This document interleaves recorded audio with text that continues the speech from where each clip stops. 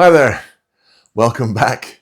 This is part 2 of my presentation, a North Sea log analysis. Sorry I had to split it into two. I've talked too much as usual, so hope you enjoy this one. Give me a like and subscribe, and see you for the next one. Cheers.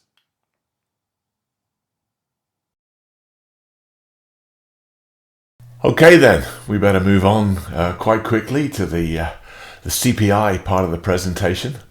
The introduction to this particular well in the North Sea took a little bit longer than I expected, so I'm probably going to have to split this into two videos now. So this will be part 2, and we're going to go right ahead and have a look at the CPI, the computer processed interpretation part of it, how we do the analysis. The CPI term is a kind of like an industry shorthand for the interpretation part of the program. I've showed you the raw logs up until now, and now we're going to add in a little bit of analysis, and I will show you how I build up my log analysis. As it says, there's more than one way to skin a cat, as it were.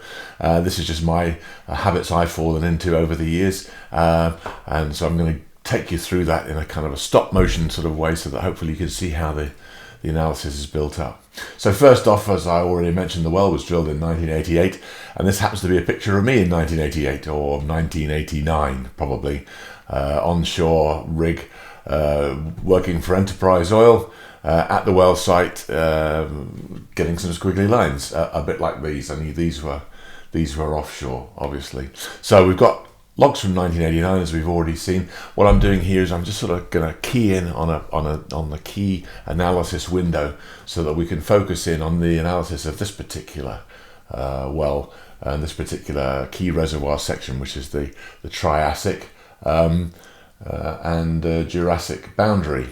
So here we got some repeat logs. So when we make measurements, we often run another measurement past it, a repeat log, just to make sure that everything's repeating nicely and it's real data as opposed to statistical noise. And here you can see from the gamma ray that our overlay is pretty well repeating. There's not much stick and pull here, so everything's quite well behaved.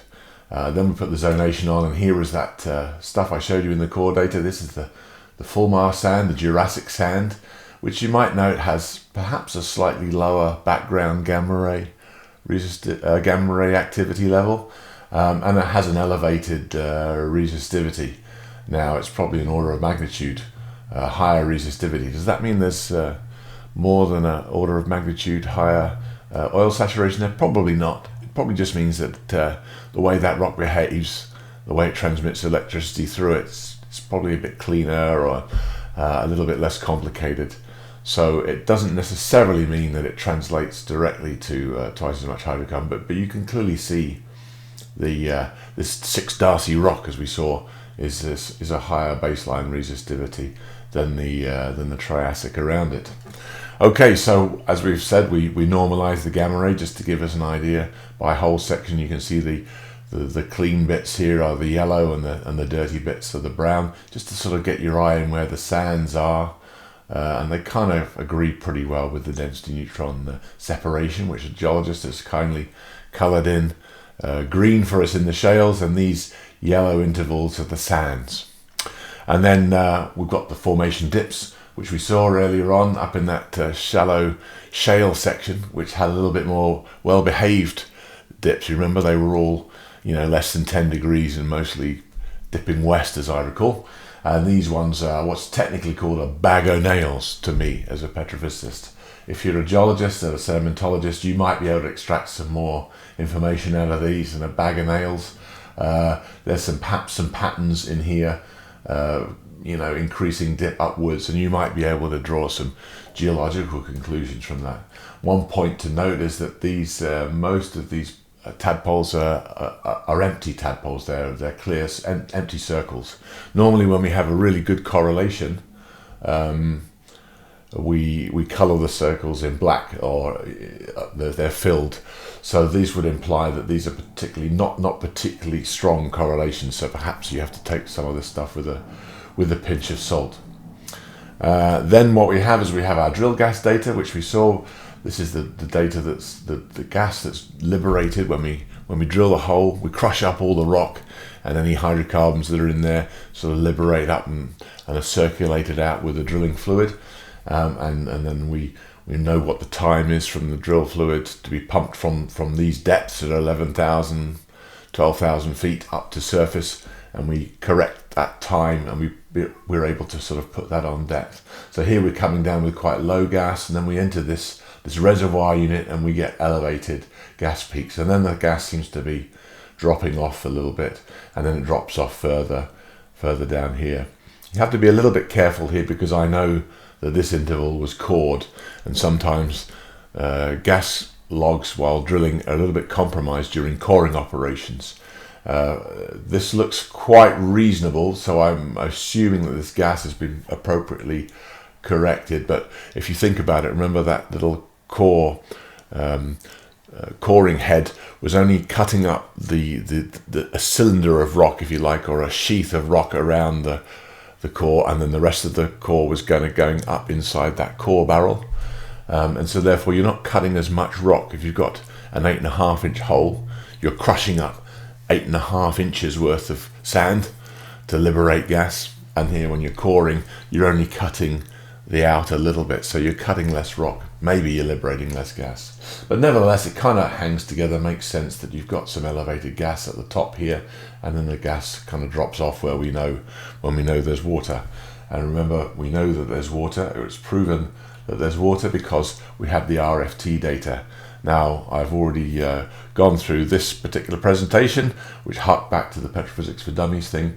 But remember, we're trying to pick out the fluid gradients. And so just to show you on this plot, I'm going to expand the scales up. I'm going to plot the dense neutron instead of, the RFT instead of this track. I'm going to plot it over a number of tracks up here. And then you can, just to give you a better idea of what you can see with the gradients, and you can see that there's a clear breaker there. If I put the condensate gradient on and the water gradient on, now where these two intersect, this is the gas leg and the water leg. So that's the gas-water contact at the intersection of these two gradients. Now I'm actually going to modify it slightly. Here's where the intersection of those two gradients is, but I'm just going to knock it down a little bit because of this resistivity response here.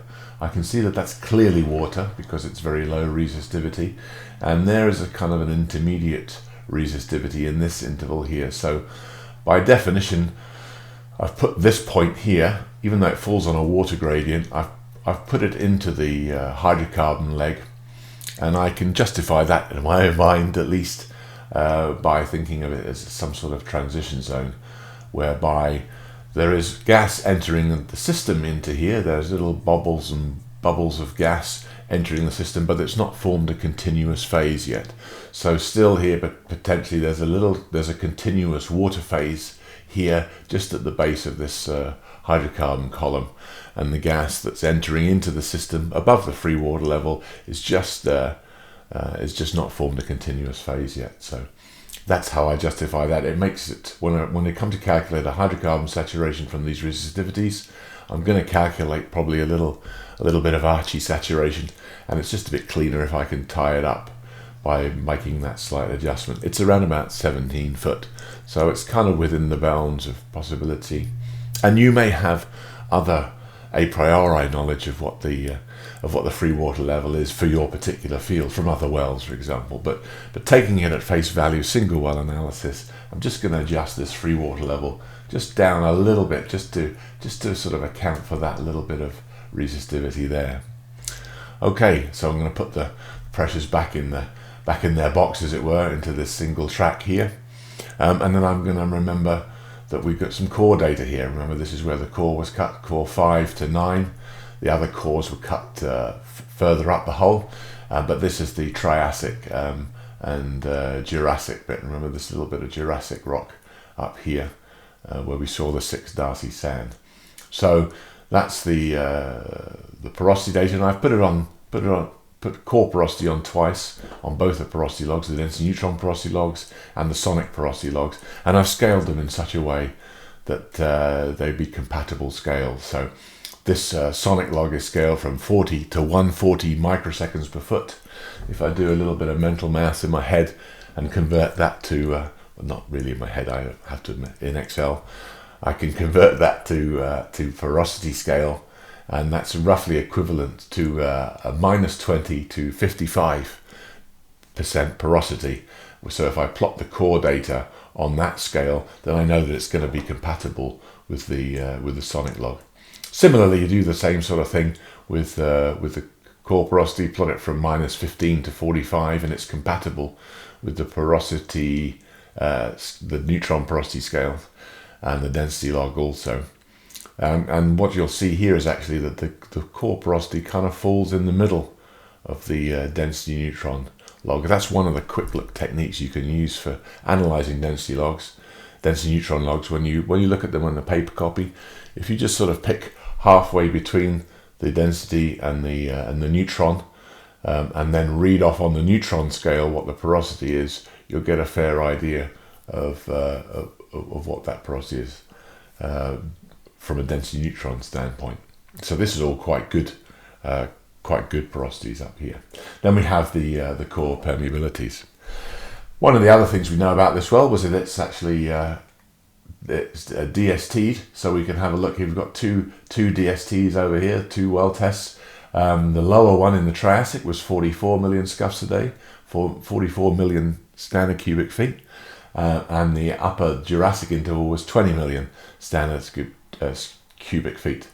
But clearly you can see that the Jurassic is producing 20 million from a lot less rock than the Triassic. So it took all that purple interval there to produce 44 million, and it only took that little bit of Jurassic rock there to produce 20 million. Sometimes you have to be a little bit careful. If this was DST1 and DST1A, that kind of implies that the perforations, remember those little holes that we shoot in the cement, are open for the first lot. You come up, you generally test from the bottom of the well up. So you perforate DST1 first, you flow that, measure all the flow rates, learn all you need to know about it. Then you add extra perforations in the upper interval, DST2 here, and then you would be able to tell how much DST2 contributed by working the difference between the two intervals. But I think here in this stage, because this was such an important well, and back in the day when they used to do things properly, they probably would have sealed off DST1, ran a cement plug so that it can't flow anymore, and then added DST2 separately. It was worth doing it to get proper information there, because you never know when you flow two zones together. Sometimes you get squirrely things happening. So they probably did a good job and did two separate well tests here. So I know the bottom stuff flowed 44 million scuffs and the upper stuff flowed 20 million scuffs. Okay, so last thing I do on the raw logs displays, I just have a little look at the caliper data. So I just expand the caliper data here. This is the whole well scaling, but if I just zoom in from 6 to 9 inches, so this interval here is only 3 inches of well bore. I'm just displaying it a little bit funnily here so that you can see both sides of the well bore, if you like. You see this brown stuff here, that's a mud filtrate buildup, you see. So let me just get back to my pointer. The mud filtrate builds up where the mud, where we drill the well, we get filtrate invasion, and it leaves a particulate mud cake behind on the surface of the borehole, and it'll eventually build up a mud cake. And this is well, if this is 3 inches across, about 0.3 of an inch, I think. If you look at the scales there, that's the caliper is reading 8.2, 8.3 there over that interval. Now originally it was drilled at 8.5, so therefore that's 0.2 or 0.3 of an inch of mud cake build up. And yet if you go down here over this shaly bit here, remember the green shale, there's no porous and permeable rock there, so we don't get a mud cake build up there. So we just sort of have a zoom in, you can see this. It's back out to the full 8.5 inch hole. So this little mud cake build-up is just a little thing to look at, just to identify what's net and what's what's net and what's non-net. So sometimes I've used this sort of technique to calculate, because it's quite high resolution, to calculate what's permeable, what's net reservoir, as it were. Anyway, so what we need to do now is prepare for the CPI, the computer processed interpretation.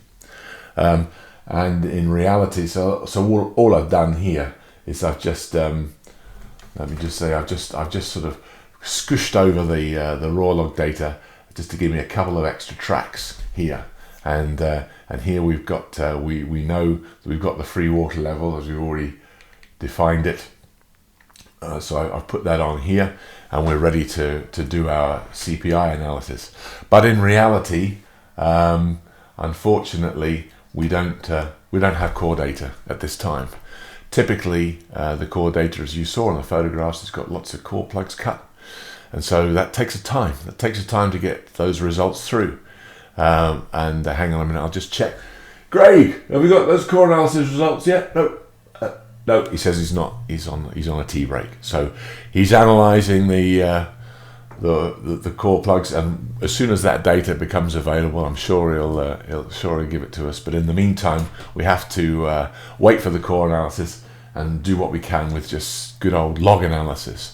So here we can calculate a gamma ray V shale. I've already mentioned the normalized V shale, but here is a gamma ray V shale. So for this interval, the Joanne sandstone interval, you pick a gamma ray min and a gamma ray max, and relative to those two curves, then you calculate an apparent V clay or V shale, and you can see that there's quite a lot of apparent V clay in here from a gamma ray point of view. Quite a high elevated gamma ray response compared to the rest of the interval, and I'm picking those points based on the whole interval, not just this window that we're looking at here. So these are quite high gamma ray, quite high apparent V shales. But the other methodology we have to use is the dense neutron, and I've kind of touched on that already when we went through the raw log displays. Remember, I said that if we calculate this is the 0% shale line, so the clean sand line, and then we've got 20, 40, 60, 80% to up to the 100% shale point. So that's scaling V shale in this way. And you'll also notice that because of this gas effect, I'll have some negative sand, if you like, or negative V shale over these gassy intervals. And in the fullness of time, you can correct for that and calculate a corrected V shale. But you can see that the V shale, so calculated from the density neutron, is probably off here minus V shale up here. And one of the common techniques we use in log analysis is we calculate both a gamma ray and a density neutron, the V shale, and then we take the minimum of those two measurements. So here you can see that here's just the gamma ray on its own, and if we take the V clay to be the minimum, so over these intervals here, it's using the density neutron, and over these bits here where it's still matching the density, where it's still matching the gamma ray, it's using the gamma ray.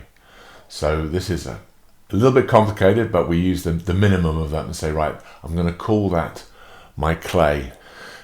And what I've done quite lazily is I've said, right, okay, the minimum, the cleanest measurement of that must be the clay volume. And then for convenience and laziness, I've said the stuff that's clean but still has a high gamma ray response, a dirty gamma ray response, if you like it, because it's got high radioactivity.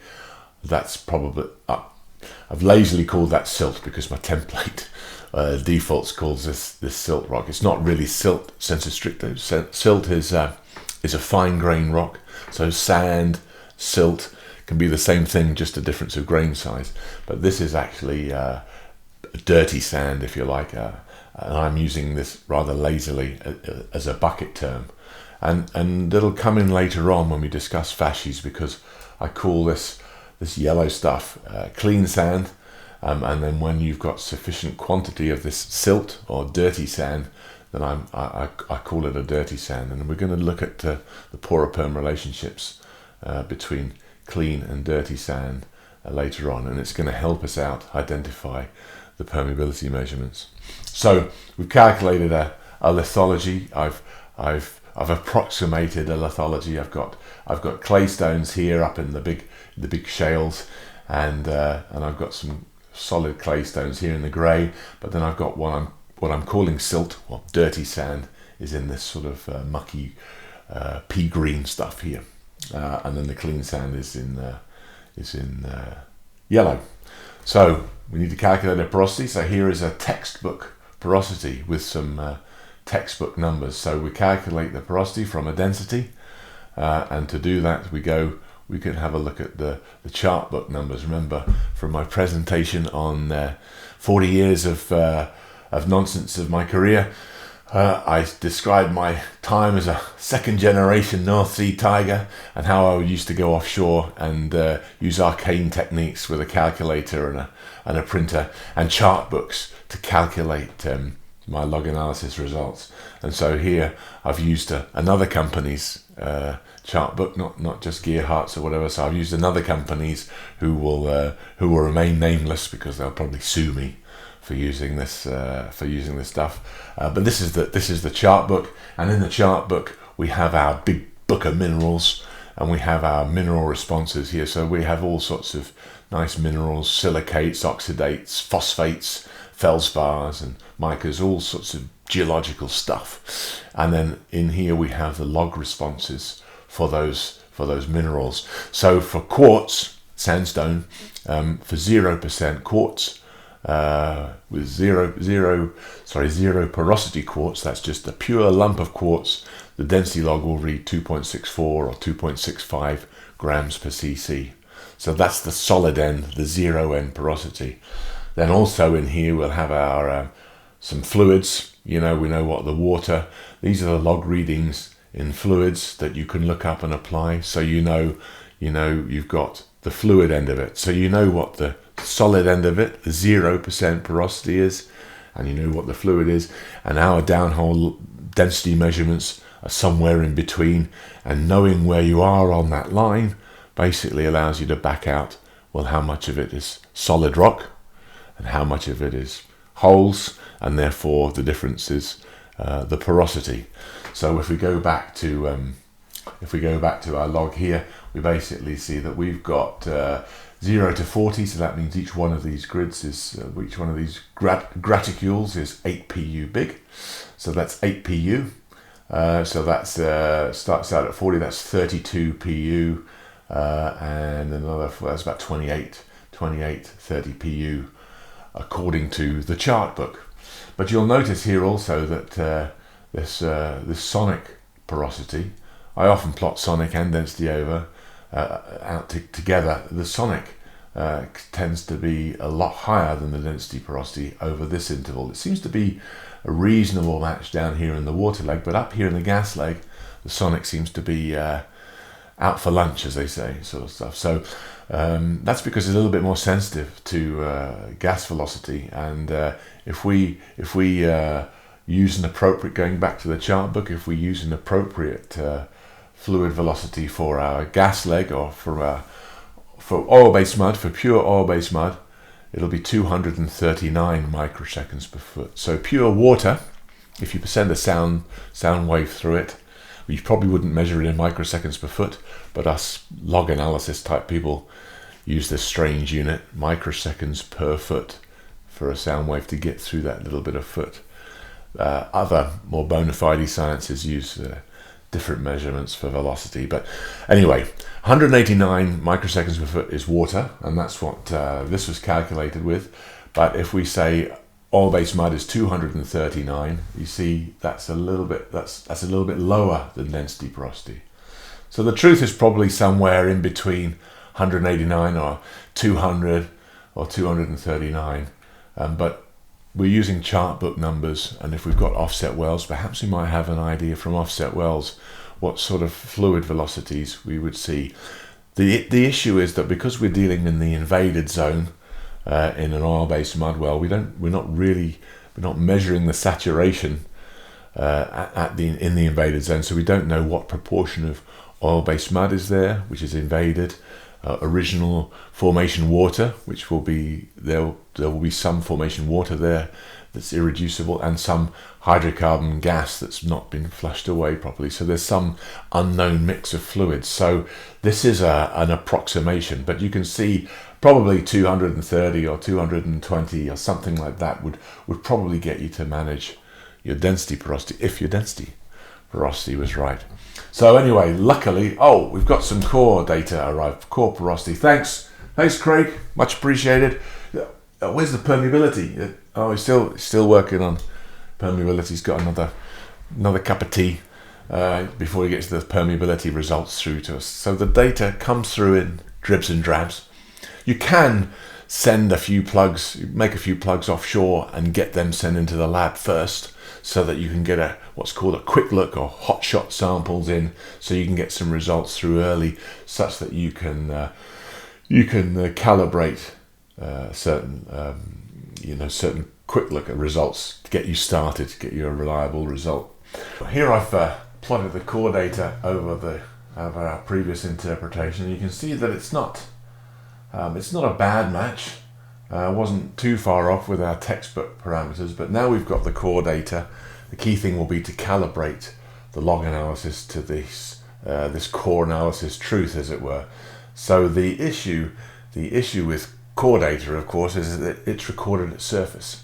So at under 0 psi or 14.7 psi atmospheric pressure, whereas obviously our rocks are down at 11,000 feet to 12,000 feet deep. And so therefore, as we bring them up to surface, the rocks kind of expand a little bit because they've been under so much pressure. And when we make the measurements, we're making them at effectively zero pressure, psi pressure. So we've got to be able to find a way to correct the core data back to downhole conditions. So here is from my standard overburden correction sheet, which you can, there's a bit of a discussion in the flow capacity modeling presentations that discuss how we correct data. But here is some porosity data and permeability data, and this is the percentage reduction in porosity with increasing overburden pressure. So you can see up here at 8,000 psi pressure, the porosity starts out at 100% and then it's dropped down to about 95% on average at 8,000 psi. Now the core data, the permeability data, is a little bit more chaotic potentially. In this particular example, you can see certain plugs, because that's sometimes that porosity as you put pressure on a porous system, everything kind of behaves reasonably well. But sometimes when you measuring permeability through rock, certain things break and snap as you apply pressure and block off permeability pathways and stuff, and so therefore you can get a little bit of a more chaotic reduction in permeability, if you were. And all I've done is I've just taken these measurements. These are permeability measurements at various overburdens, and just join the dots up or whatever. So you can see that certain plugs are kind of misbehaving in here. But nevertheless, one of the interesting conclusions you can draw is that at surface, if that's 100% of the permeability, by the time we're down at reservoir conditions, we're only at 40% of the original permeability. So that's quite a large change. So potentially we lose 40 or 50% of the permeability, but typically in this particular case we've lost about 95%. The porosity is at around about 95% of the surface value. It depends on some rocks. These are quite old, hard rocks, so they kind of stand up quite well. They've been around a bit, so they know what they're doing, so they stand up quite well. Some of the softer, squidgier rocks in the northern North Sea kind of can be down to 93% of the original porosity at surface. But in our particular case, I know a little bit about this reservoir. I know what the reservoir depth is and the reservoir pressure, and I know what the water depth is, so I know how much all that stuff weighs. And because we also know what the reservoir fluid pressure is, that kind of actually supplies a little bit of support to the system. So if you're a pore space, you've got all this rock weighing down upon you, but if you've got a pore fluid within you which has internal pressure, that kind of like supports you from the inside out. So it's the difference between how much support you're getting from the fluids that you're saturated with and the weight of the rock above you. And in this particular case, even though we're down at 11,000, 12,000 feet, we're actually only seeing a net overburden pressure of about 1800 psi. So we're at high elevated reservoir pressures, but the difference between the fluid and the weight of rock above us is only 1800 psi. So we take this number, 1800 psi, and roughly we're seeing a porosity reduction. We're getting to porosities of around about 90% of their 97%, sorry, of their original. And at this depth, well, you can see there's quite a spread, but maybe about 60%. So we're losing 40% of our permeability and 3% of our porosity, which is quite interesting. Okay, so we go back having made the overburden corrections, and here is my standard spreadsheet. And what I want to do is, this is the calibration spreadsheet. Here is all the core data together from the Triassic and the Jurassic interval, and you can see that it's around, on average, it's about 22 PU in 323 core plugs. It's about 450 millidarcies air permeability, and downhole in situ liquid permeability, that's dropped down to 221. So we're 450, halve it, we're at 225. So that's around about that 50% permeability reduction that I was talking about. We also have the grain density. This is the actual measurement, as opposed to that chart book number, which was for pure sandstone. We take a look at our rock. We work out what the matrix density is of the solid rock, and you can see that there's a range of porosities in here. This is probably mostly all around 2.65, but there's probably a heavier tail up to 2.84 in this particular case. These are probably heavier Faroan iron cements and dolomitic cements or whatever. They add a little bit of extra weight to the system, and we've got some stuff at the low case as well. But on average, we're at 2.266, so not too far off our chart book, 2.65, to be honest with you.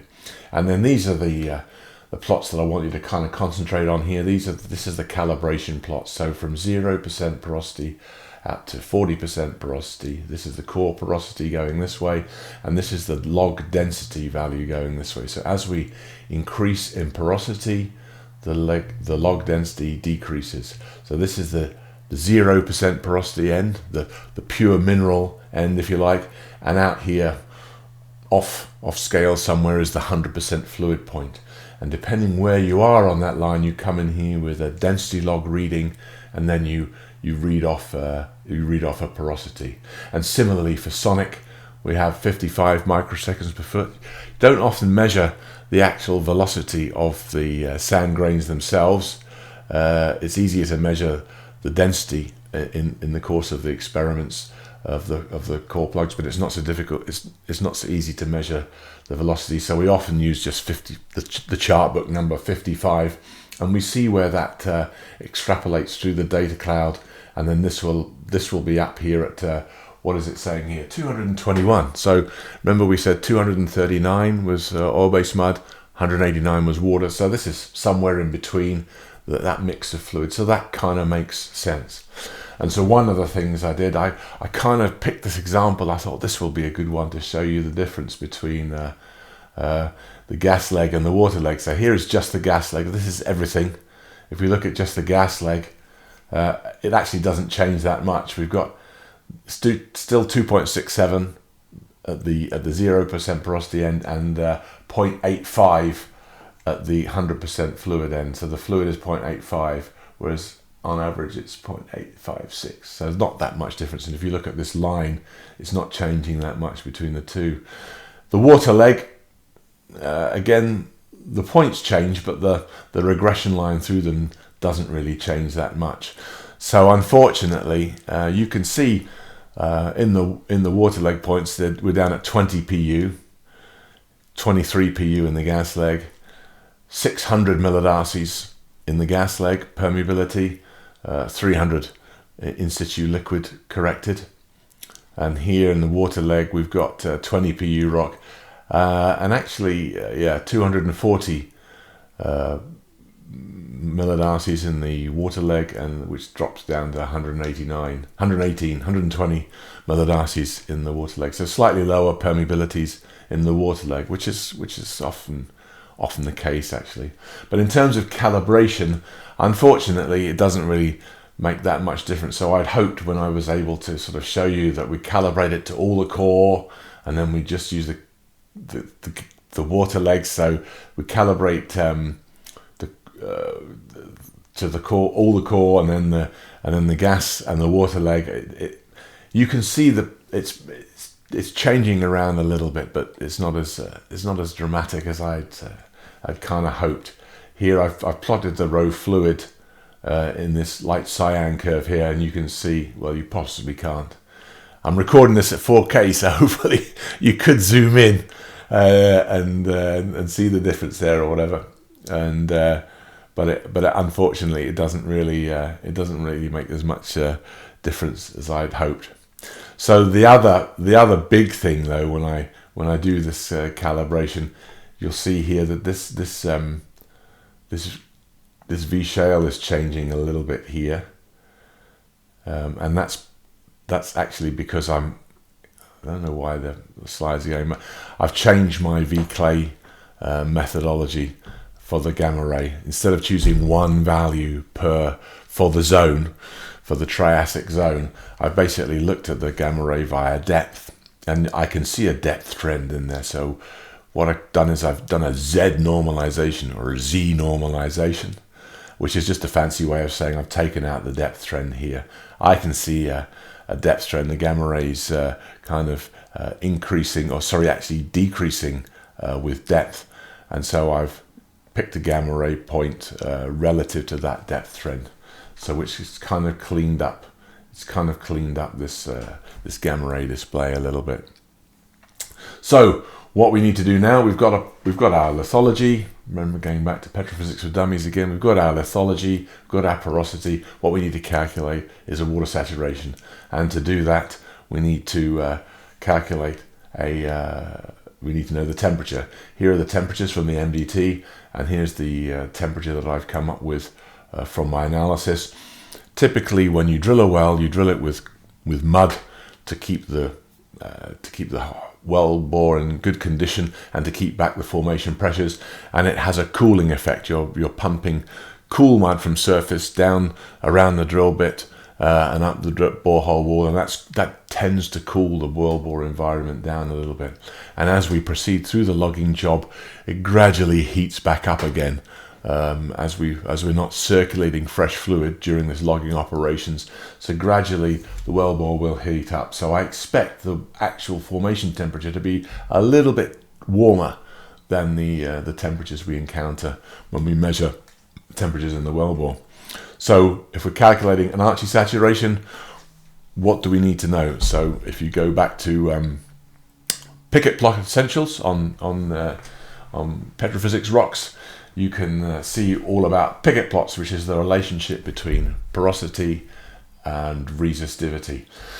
And one of the things you need to know is what's the formation water salinity. So that's a common question, and often in wildcat areas, when you're drilling a well in a basin for the first time, you don't really know what the water salinity is. Now, with your geological knowledge, you can have some ideas. So this, for example, is primarily deposited in a desert. You could say that these Triassic sands are a desert sandstone. So could that actually be freshwater rivers coming down through some mountains across the desert, depositing these sands? So you could say that's a freshwater environment. So here we've got a 6,000 ppm water. This is 6,000 ppm NaCl equivalent, salt equivalent. And if you use that calculation, then you get this blob of hydrocarbon calculated here. And this is all water bearing. Now you can take a view on that, but it's important to have a view on it, not just plucking numbers out of the air, although I am for this particular example. But what else can we do? So we can have a look at these picket plots. So I'm just going to go and visit these picket plots again. So here is this analysis, 6,000 kppm. And this is the saturation that you calculate with it. And here on a picket plot is the porosity. So as you get to 100% porosity, remember, Picket Plot Essentials tells you that's the formation water resistivity. That's just the resistivity of the water. So that would be this blue line here is 100% water saturated line, and that resistivity at this formation temperature, 305 degrees Fahrenheit, is around about 6 kppm. And you can see this is what's calculating to be the hydrocarbon. But actually, most people would look at this and go, hang on a minute, look at this blob here. That's clearly the watery bit. And indeed, that is where the water lies for the rock, mostly below this section. So as we increase salinity, it's important to bear in mind, does it make geological sense? So if we were in a fluvial estuarine environment where you've got freshwater rivers coming into the sea and the tidal effects mixing it up a bit, you might have a mix of fluvial waters and sea waters. Sea waters are typically 30,000, 35,000 ppm. So a mix of 6,000 ppm water and 35,000 ppm water might give you 20,000 ppm water. And you can see where we're landing on this picket plot as we bring the salinity up into a marine environment. Obviously, a lot of rocks are deposited in the sea. So if you're starting out in a marine environment, 32,000 is not a bad place to start. You might not miss anything. And here you can see that we're starting to calculate hydrocarbons in the gas leg. So that could be a reasonable interpretation if you don't know anything else. But then you look at the picket plot and you think, actually, I've got some more to go. Some sort of mix, 60,000. If I'm doing a picket plot analysis, I'm pretty sure this is water. The RFT has told me it's water, so I want to make this water bearing. So I bring this to, that's not a bad number there, 90,000 ppm. I've got a little bit of residual oil, residual gas there, but that's pretty much calculating 100% water saturation on average, perhaps with a little bit of residual gas. So that wouldn't be unreasonable. But you can see there's still this blob here. So we've got some various mixes of salt in the basin somewhere. Where is this salt coming from? Your geophysicist will tell you if he's got salt diapirs in the basin or whatever. So as long as you've got a geological explanation or understanding and it all hangs together, that's a good thing. You can't just make these numbers up. Well, you can make these numbers up, but then you're going to get questioned about them. And in this particular example, I know that the RFT measurement actually took a fluid sample. Whilst taking the pressures, you can take samples as well. And it's oil-based mud, so therefore we've got some water that's not contaminated. We can separate out the mud quite easily. And I know that the water salinity here is 160,000 ppm. Now, some people still would like to calculate a little more salinity. So we go to salt saturated 3,100. Some people like to sort of skim the bottom of this cloud. They would say that this is the most conductive part of this points, and therefore these are genuinely the 100% water saturation points. But you can see here we're calculating quite a little bit of residual hydrocarbons below what the RFT tells us is free water level. Anyway, games to play, Picket Plot Essentials presentations to check out for you. So let's so we're going to take this 160 value, and we're going to use that because I know I know that the 160 kppm was the salinity of the water from the RFT. So that gives us a little bit of hydrocarbon saturation calculated here, and that's interesting. So what I can do is I can sort of say, okay, well, that's probably residual hydrocarbon. It's not a mobile, the phase, it's not a continuous oil phase because we've got a water gradient through there. And perhaps in geologic time, hydrocarbon was once filled up and now it's moved on. You know, perhaps the trap has been moved a little bit and the hydrocarbons have leaked out and it's left a residual oil column there. So that's basically, there we go. That's basically a residual hydrocarbon calculation here. So that's given me an estimate of what the residual gas saturation is. So that means that gas is not necessarily going to move in the fullness of time, and this is the kind of the movable gas. It's one interpretation, and allows you to have a discussion or argument with your reservoir engineer. But that would kind of make sense to me. This is probably residual oil over eons of geological time, and what we hope to do is take hydrocarbons out of here over the next 15 or 20 years in a slightly less equilibrated manner. So we're going to be flowing things at higher drawdowns than Mother Nature would necessarily do. Okay, so the next thing I like to do is saturation height modeling.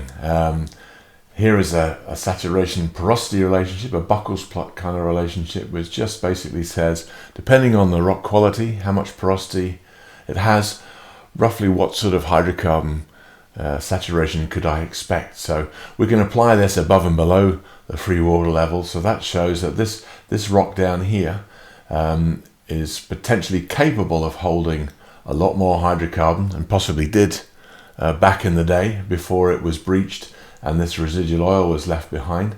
And above the free water level, obviously, when you've got fluids invading, this is how much gas can saturate the rock. So it's not a bad match, and it shows that this rock is also quite good quality.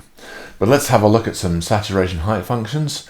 Obviously, you'll have seen my recent saturation height, a practical approach spreadsheet, where a couple of these were discussed. Obviously, in my spreadsheet, I've got a few more than just the lambda. I've got a Tamir and a J function as well, and some other ones that we'll see. So you'll notice that one of the screening things I do is I plot my porosity versus depth relationship here. And for this particular well, I often don't do saturation height modeling on a single well basis. Can lead to troubles, but obviously for the purposes of this, I have used just this one well to create a saturation height function. So, but normally you'd use a couple of wells in your reservoir to sort of generate a log-based saturation height function. You could do it with core data, but I often prefer log data because it's more representative potentially of the reservoirs or logs that you've obtained in your own reservoir. But you can see there's quite a strong depth trend in porosity there, which is just a point to note. Starts out 25 pu, 22 pu up here, and it's down at 16 to 17 pu by here. So if we run through some of the saturation height relationships, this is the porosity one we were just looking at. This is just a porosity versus saturation, a Buckles type relationship. Here is the function of hydrocarbon pore volume from function versus hydrocarbon pore volume from log. The dashed red line is unity line. You can see that's it's a bit biased. It's not that great. But as we move into some of the other functions we've got here, I came across this function used by Roger Jenner a couple of years ago, and it's quite nice. I coded it up just to have a look here, and you can see that the regression line matches unity at least. So on average, we're right. We're probably undercalling it here and overcalling it there a little bit, but you can see the shape of the function, and in general, it matches pretty well. So I've got some other functions, the Leverett J function, which has a porosity and a permeability term in it. It's got a nice lazy saturation height profile for the poor rock, and a bit sharper for the good rock, which is kind of intuitively what you expect. And here we have a Tamiya function as well, which is just a porosity based function, but again it's got this sharper curvature at the good stuff and a nice lazier function at the bottom end. And overall it's a pretty reasonable match. You could use that one, but the one I've actually used as is the lambda function. It's perhaps not so satisfying in that you've got quite a steep transition curve even in quite poor rock, but actually it gives the best statistical match to the log saturation. And if you're using this for volumetric purposes and you want to match your volumes, then it's not an unreasonable thing to do. It's the best statistical match. You can see that overall it's equally biased above and below the line, the unity line. And if you've got your 4K monitors out, you can probably see that I calculate the statistics on every bin, every porosity bin, so to give you an idea of where the majority of the rock lies. So for example, in this well, it says that 36.9, yeah, so 37% of the rock is between 16 and 20 pu, and only 20% of the rock is above 20 pu, and only 2% of the rock is above 24 to 28 pu. So that gives you a flavour as to, sometimes you can put these cross plots up and you demonstrate the match, and that's all fine and dandy for management purposes. But if you want to have a look at how are you matting where it matters, if the majority of rock is at your 16 to 20 pu bin, then you want to be right in that, and most of the cases you will be right by definition, because the regression analysis makes it so. Anyway, so that aside, I've chosen to use the lambda function here. So that's what's displayed here. You can see the lambda function agrees pretty well with the log saturation.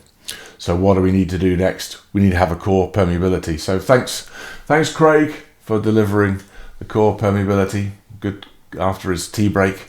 That was much appreciated. Again, we've got the core permeability measurements plotted on here.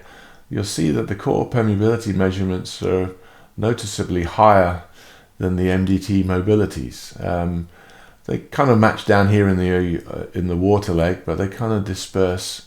There's quite a marked difference in the gas leg, and I often see that actually, and you might interpret that in varying degrees of formation damage. When you're taking an MDT mobility, you're taking a pressure measurement, sucking on the borehole wall, and there's all sorts of potential mud invasion and formation damage in there. And whereas these core plugs are taken in cleaned rock that's been taken out of the reservoir, cleaned, and then measure the permeability on. So it's interesting that you can see quite a difference there. This is a downhole mobility in the reservoir, and this is cleaned air permeability. So I guess we should go back. We should have a little look at the permeability methods. I've got a couple here, again discussed in flow modeling examples, and this first little stuff I'm going to take you through is kind of related to the flow capacity modeling presentation, which you can go and have a look at. And the second one, which I finally settled on, is just basically using this is my standard core analysis spreadsheet. I have it set up, and every core data set I get, I stick it into the spreadsheet, and all the histograms automatically get populated every time, and I'm comparing core data from one well to the other wells. I've been using this spreadsheet for about 10 years now, so I've got a fair collection of them. But anyway, with regards to the first presentation, this is a method that can be used, and in my logic software I basically cross-plot up porosity and permeability. So porosity on the x-axis, permeability on the y-axis. It's typical, as it says in the presentation, it's typical to use a y on x log linear regression to predict permeability from porosity. And one of the things that we can do here is we can map that up and look at the frequency of the data. Where is the majority of the data, and you can see where the data lies in terms of data frequency. And then what I can do is I can do what's called a box and whiskers plot. And my software, Logic software, basically provides these things quite easily. Here is the standard deviation. The box represents the standard deviation. The red lines are the geometric means, geometric means of the bins. The green lines are the harmonic averaging, the harmonic averages of each of these porosity bins. So between 20 and 24 pu, the geometric average is there. And what I've highlighted here is the arithmetic bin average, which then I can fit what I call a Swanson's arithmetic average through. I use a Swanson's mean. It's a little bit more robust. Again, it's all discussed in the flow condition permeability thing, and therefore that gives you an arithmetic average permeability relationship, which is a good proxy for the flow capacity of the rock. Not necessarily the average permeability that you're going to encounter in your reservoir, but the average permeability that's contributing to flow. And when you put that line over the original data cloud, you can see that it's pretty parallel to the Y on X line. And Alan Johnson put together a presentation to explain his way of correcting for arithmetic averages. He typically does a Y on X regression and then corrects it for arithmetic averaging by a standard deviation approach. So you multiply it by a certain number of standard deviations, which is basically what this Delphinier methodology does. This is a good paper, by the way. I recommend you look it out. It's his 2007 paper, Statistical Pitfalls of 5K Transforms. It's quite eye-opening. If you've not thought about it before, it's a good and easy read. And what actually we did is, in this particular example, this is my standard spreadsheet. Here is the air permeability data, poroperm air data. You pick a 0.1 millidarcy cutoff, for example, and that's 12 pu porosity. So some people might use a 12 pu porosity cutoff and say anything less than 12 pu won't have 0.1 millidarcy cutoff, and therefore it's non-net. Typically gas, empirically you use a 0.1 millidarcy cutoff. You say that you're not going to flow any gas if it's less than 0.1 millidarcy. And for oil, it's typical to use a 1 millidarcy cutoff. It's often useful to gauge things in those terms because it allows you comparisons with other reservoirs. Whether actually 0.5 millidarcy rock flows oil, it will to some degree. But so these convenient rules of thumb, 0.1 and 1, just sort of hang around, and I just illustrate that here. But what we do know is that this rock should be corrected to downhole in situ conditions, and again, it's explained in my initial flow condition permeability modeling.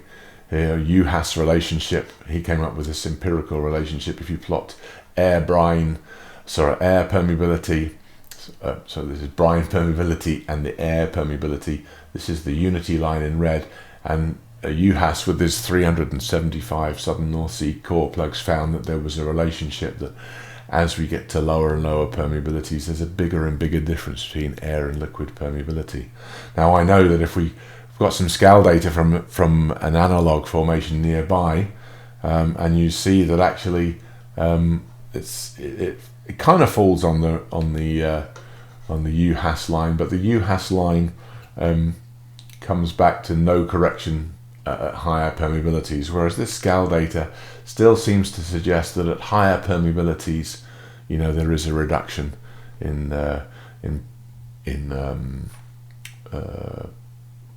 permeability, brine permeability. And here is a cutoff. So what we're saying here is that if you think that 0.1 millidarcy is a valid cutoff, 0.1 millidarcy brine permeability in situ is equivalent to 0.55 millidarcy's air permeability. So you come in this air permeability plot at 0.55 millidarcies, and you'd be using a 16 pu cutoff. That's probably a subject for a whole new presentation. I did discuss it a little bit in the flow condition permeability method. So I use that. I use this analog data in preference to the UHAS data because it's real core data. Although it's not from our field, it's from similar rocks not too far away. But I use it there, and then we. That's the 0.1 millidarcy cutoff in situ liquid, so that's 10.6 millidarcy cutoff. So I've just showed you the poroperm. Now let's have a look at the poroperm by fluid leg. So here's the gas leg, and here's the clean sand and dirty sand in the gas leg. So you can see this is the clean stuff. This is that highly more micaceous stuff, the dirty sand, and there is a usable difference between the clean and the dirty sand. So I've done the same thing in the water leg. Look at the clean water leg and the dirty water leg. Less satisfying poroperm relationship in the water leg, but clearly there's still some difference. So what I've done is I've basically used these 4 poroperm relationships, clean and dirty in the gas and clean and dirty in the water. So if we predict permeability overall, so this is just an air permeability prediction. This is that first relationship we saw, and what I've done here is I've displayed the permeability in linear scale as well, just to get you an eye in. This is Darcy, 1,000 millidarcies up here, so this is Darcy rock up here, and down here in the water leg is less so. This is, what is this, a couple of hundred, maybe 100, 200 psi millidarcies. And then we can predict a flow rate, and I predict a flow rate in here of, let's have a look, let's zoom in if we can, 12 million scuffs a day and 48 million scuffs a day. It ties in pretty well with the DST data, which flowed 20 million from the top and 44 million from the south, from the Triassic. So quite a good agreement, probably the right answer for the wrong reason. And if we in situ correct that to liquid conditions, and then we predict fascies-based permeability. We predict our fascies-based permeability. That's with our green, a good sand, a bad sand permeability. We get 23 million scuffs from the upper bit, and then 83 million from the lower bit, which is a bit high. So then what I have to do is I have to sort of have a look at, okay, that's too high.